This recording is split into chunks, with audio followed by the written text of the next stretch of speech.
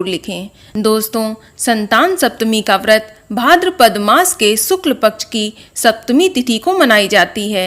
इसे मुक्ताभरण सप्तमी या ललिता सप्तमी भी कहा जाता है।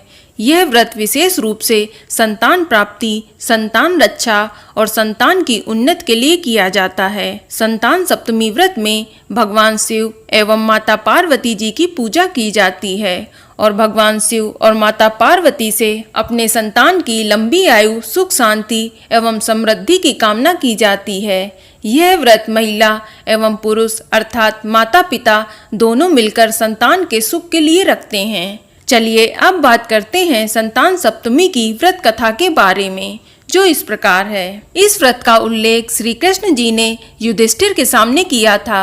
उन्होंने बताया, यह व्रत करने का महत्व लोमश ऋषि ने उनके माता पिता देवकी वासुदेव जी को बताया था।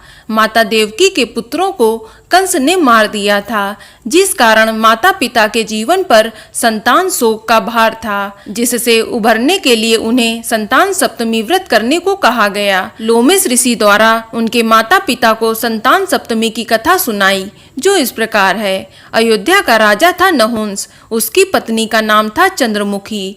चंद्रमुखी की एक सहेली थी जिसका नाम रूपमती था। वो नगर के ब्राह्मण की पत्नी थी। दोनों ही सखियों में बहुत प्रेम था। एक बार वे दोनों सरयू नदी के तट पर स्नान करने गईं। वहां बहुत सी स्त्रियां संतान सप्तमी का व्रत कर रही थीं।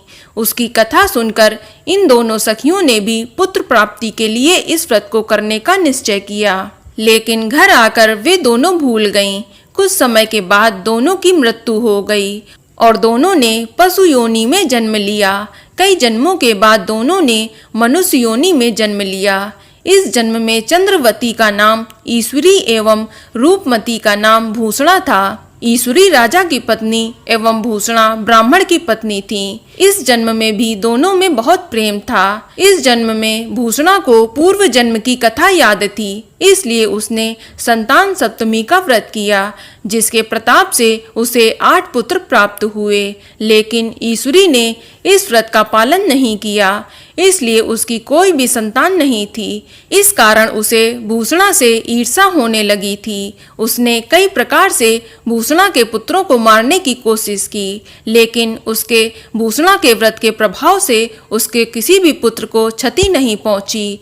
थक हार कर ईश्वरी ने अपनी ईर्ष्या एवं अपने कृत्य के बारे में भूषणा से स्वयं ही कहकर क्षमा मांग ली। तब भूषणा ने उसे पूर्व जन्म की बात याद दिलाई और संतान सप्तमी के व्रत को करने की सलाह दी। ईश्वरी ने पूरे विधि विधान के साथ व्रत किया और उसे भी एक सुंदर पुत्र की प्राप्ति हुई। इस प्रकार संतान सप्तमी के व्रत का महत्व जानकर सभी मनुष्य पुत्र प्राप्ति एवं उसकी सुरक्षा के लिए इस व्रत का पालन करते हैं। तो दोस्तों, यह जानकारी आपको अच्छी लगी तो कमेंट में जय माता दी जरूर लिखें और अगर आपका कोई सवाल हो तो उसे कमेंट बॉक्स में अवश्य पूछ लें और इस वीडियो को लाइक करें, शेयर करें और साथ ही साथ चैनल को सब्सक्राइब करें। धन्यवाद।